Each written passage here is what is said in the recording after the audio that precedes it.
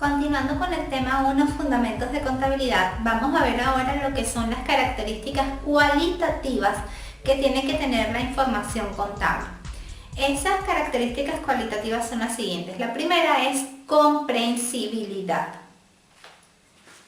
La información proporcionada en los estados financieros debe presentarse de modo que sea comprensible para los usuarios que tienen conocimiento razonable de las actividades económicas y empresariales y de la contabilidad.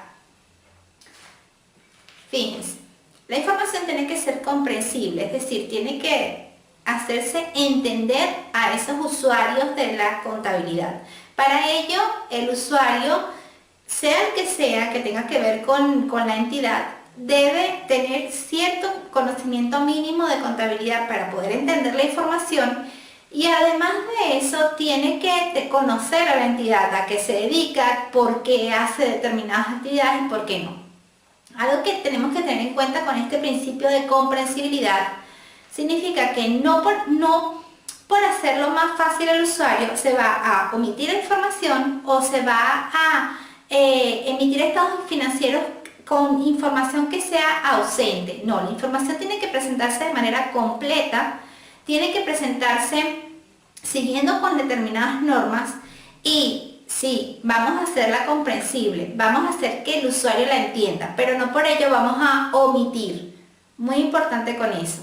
Entonces, ¿cómo hacemos la información más comprensible? Por ejemplo, esta parte se refiere a, hay que indicarle al usuario, porque el usuario no es adivino, cuáles son las políticas contables de la empresa, qué metodología utiliza para la medición y registro de inventarios, qué metodología utiliza para depreciación y amortización de la propiedad, planta y activo o activo fijo, qué metodología utiliza para hacer sus conciliaciones bancarias, por qué o cómo realiza un arqueo de caja, si en los estados financieros se presenta cuentas contables en moneda extranjera, qué tipo de cambio se está utilizando.